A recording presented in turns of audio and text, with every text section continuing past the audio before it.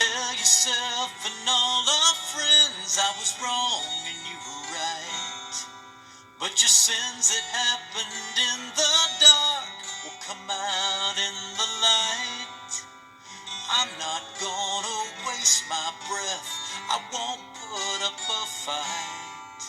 'Cause the days are gonna whisper and the months are gonna talk until the years yell out the truth. Time will tell, time will tell on you.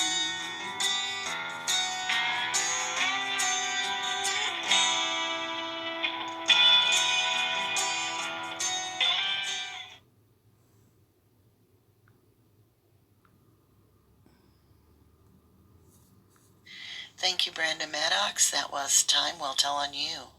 And he has joined our fight against the wrongfully convicted. And here we go. Let's dig into my journal, and Happy New Year. So lately everybody's talking about the original Endangered Missing poster of Teresa Halbach's, and if you look you can see that yellow highlighter. I've highlighted the actual date, which is a full day before she's actually reported missing by Tom Pierce, who contacts her family, the Halbachs, to let them know she doesn't come to work.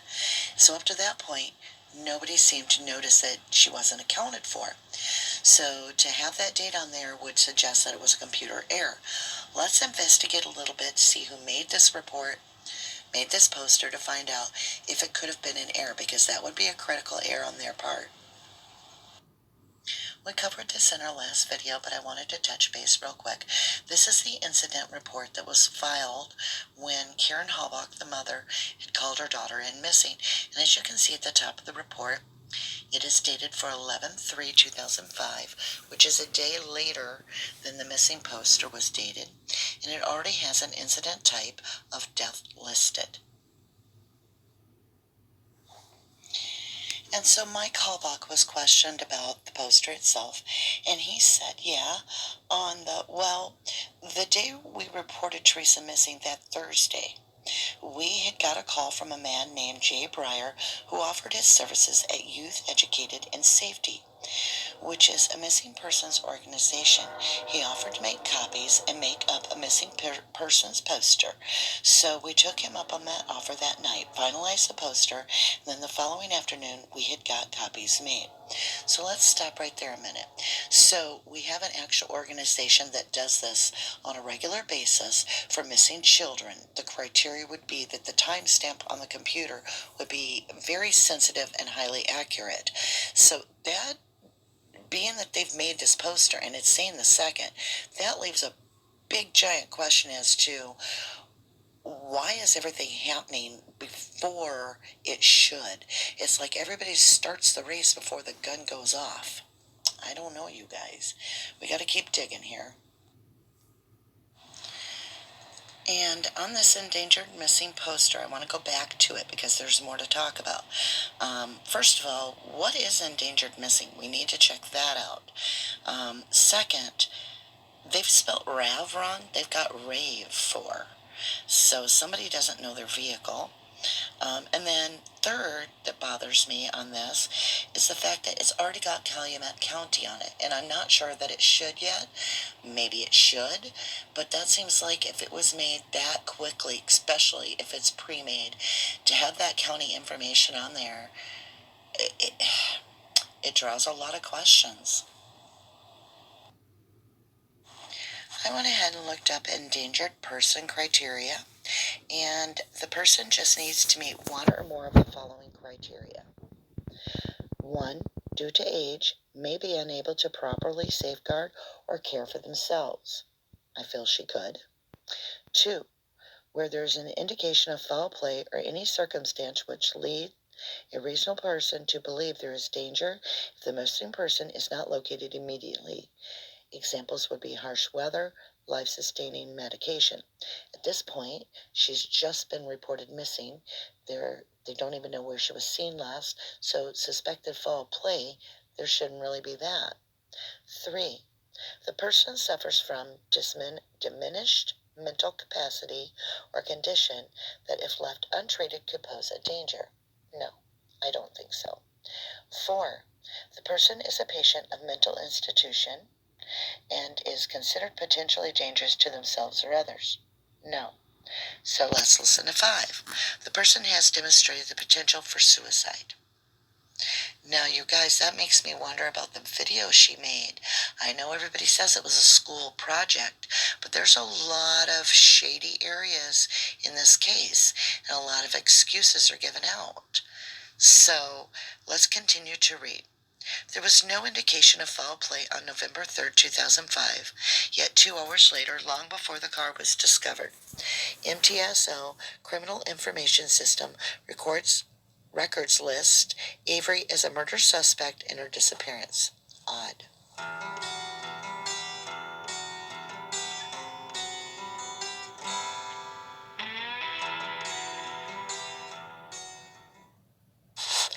I looked up to find out if there was anything known about why it would say endangered missing from a law enforcement standpoint. And I was able to find this document here.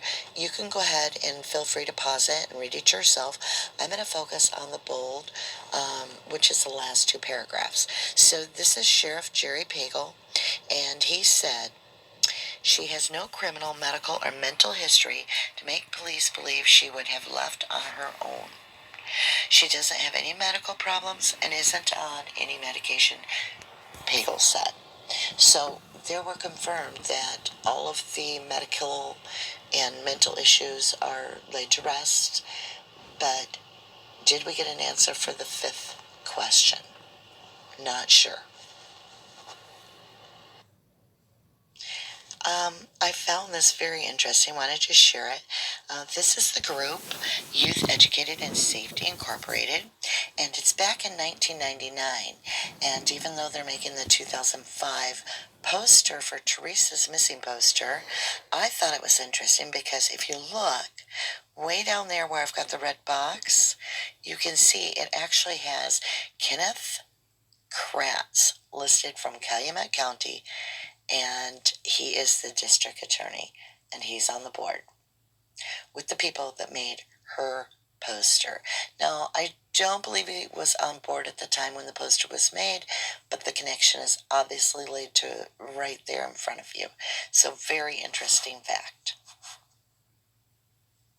In order to understand the poster itself, I think we should do like this case does and back up 1 extra day.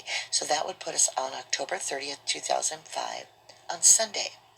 Now this is where we're going to get into the RH factor big time. As we go from here, this will be part 1. The conclusion will be in part 2. So let's go ahead and get rolling. So at 2 p.m., Scott, the roommate, Blordone, says this is the last time he talked to Teresa, according to the Wiegert report. In the afternoon, Teresa attends gathering at grandfather's house, according to Mike Halbach testimony. Teresa gets approximately 4 calls, one going to voicemail at 5:26 p.m. And at 7 p.m., Teresa goes to her mom's house to watch Extreme Home Makeover with her sisters. She returns home around 10-ish. Now, at some unknown time, Mr. Hilligus says he stopped by Teresa's house to drop some stuff off for Scott. What are you dropping off, Ryan? Ryan says she talks about the Halloween party she is going to, dressed as a cowgirl. Not the one she's gone to, so in other words, it's coming up. Now, Halloween night is the 31st, and at this point, he's already stating that she's talking about wearing a cowgirl outfit for a Halloween party. So let's keep going on this and see where this takes us. So here's your aha moment on Mr. RH. In March 2006, almost 1 year before he testified at Avery's trial, Ryan Hilligus told Milwaukee Magazine that Teresa was dressed as a cowgirl the last time he saw her. So let's pause right there. We just got done hearing that he had said he had talked to her on Sunday at some point, and she was stating she was going to wear a cowgirl outfit.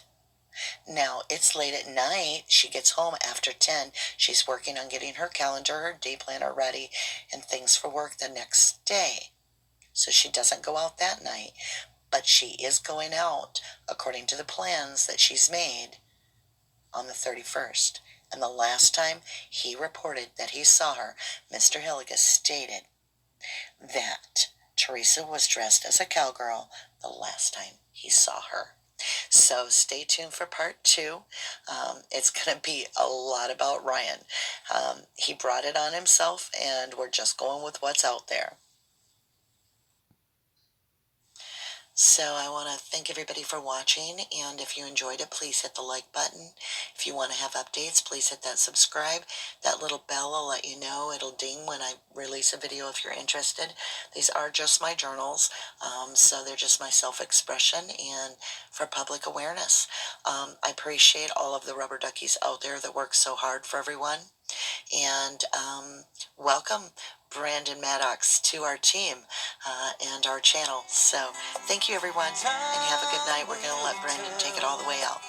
Time will tell on you.